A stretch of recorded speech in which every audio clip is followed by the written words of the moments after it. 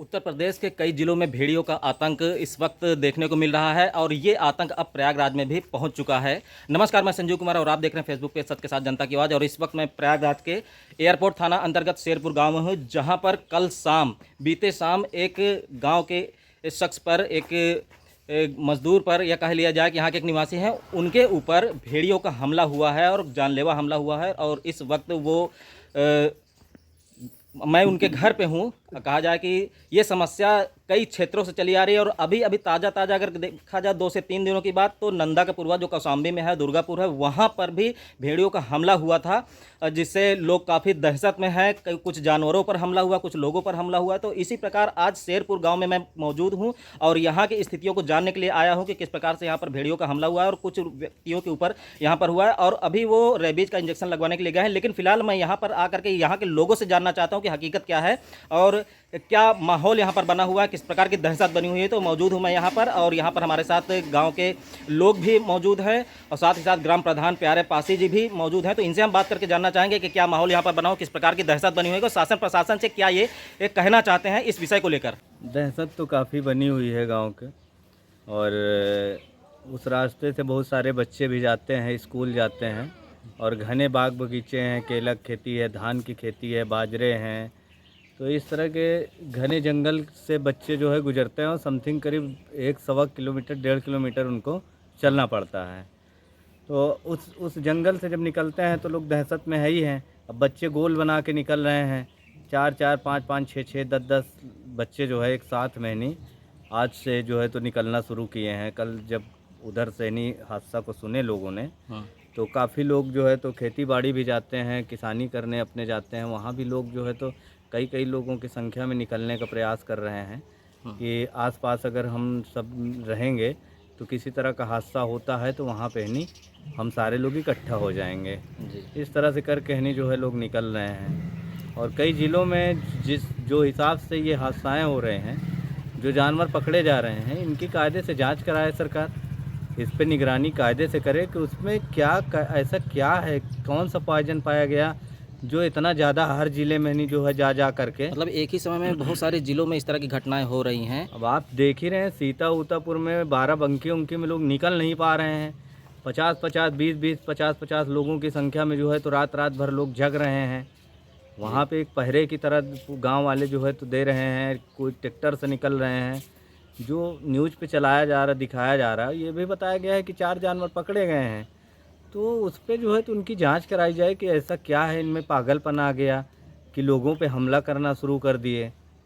तो इससे सरकार जो है थोड़ा सा निगरानी करे, वन विभाग की टीम भी भाई इन चीज़ों पे बहुत खास करके ध्यान देने की ज़रूरत है। क्योंकि अब आज तो ये प्रयागराज में पहला हादसा है, कौशाम्बी में कई गाँव में देखने को मिल रहा है, नंदा के पुरवा में मिल रहा है, उधन में मिल रहा है और कई गांवों में सुनाई पड़ रहा है। तो इस पे सरकार को बहुत ज़रूरी है ध्यान देना, क्योंकि अब लोगों के ऊपर जब हमला होते हैं, अगर मान लीजिए ग्रामीण के लोग जो हैं, अगर वो इंजेक्शन सही समय पे नहीं पाए तो भाई उनके साथ बड़ी घटनाएं घट सकती हैं, जान भी जा सकती है जी।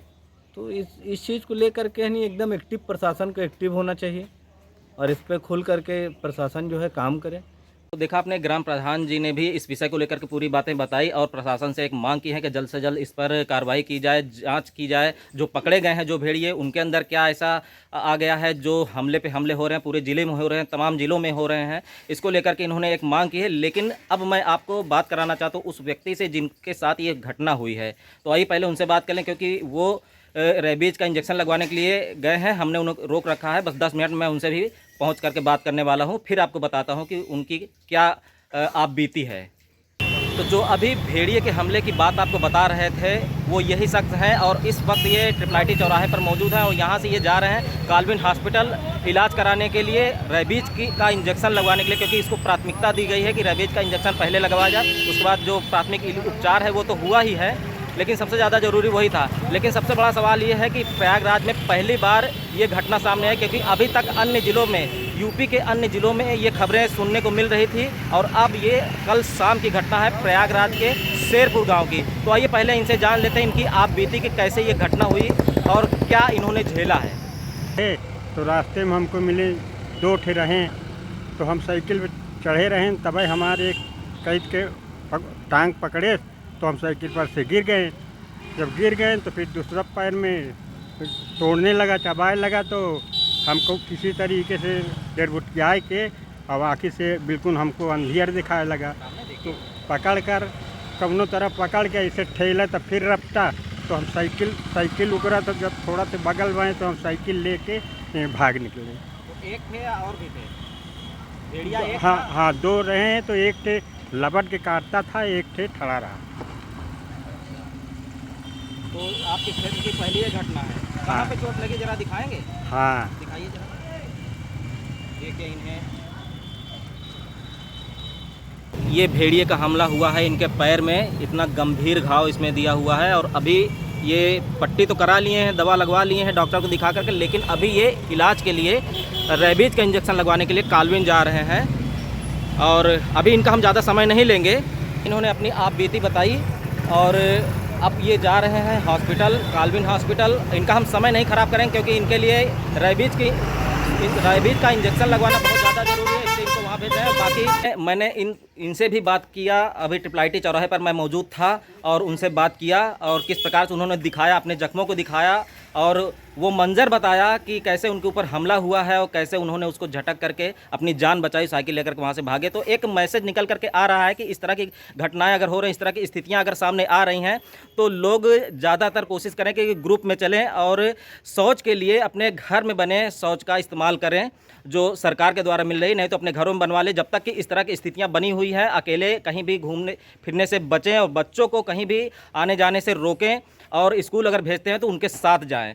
तो सतर्कता ही बचाव है फिलहाल अभी के लिए, लेकिन शासन प्रशासन जो मांग की जा रही है उसको लेकर शासन प्रशासन को भी ध्यान देने की ज़रूरत है कि ग्रामीणों के सामने जो इस तरह की परिस्थितियां बन रही है उसका समाधान करें, भेड़ियों के हमले से लोगों को बचाएं। क्योंकि अभी अभी प्रयागराज क्षेत्र के शेरपुर गाँव में ये पहला हमला हुआ है और आसपास तमाम गाँव हैं, तमाम क्षेत्र हैं, वहाँ भी ये हमला हो सकता है। तो ये हमला हो उससे पहले प्रशासन को जग जाना चाहिए, बस यही मेरा निवेदन है। बाकी आने वाले दिनों में अगर कोई घटना होती तो उसकी भी जानकारी मैं दूंगा। फिलहाल ऐसी कोई स्थितियां ना बने, यही ऊपर वाले से गुजारिश है।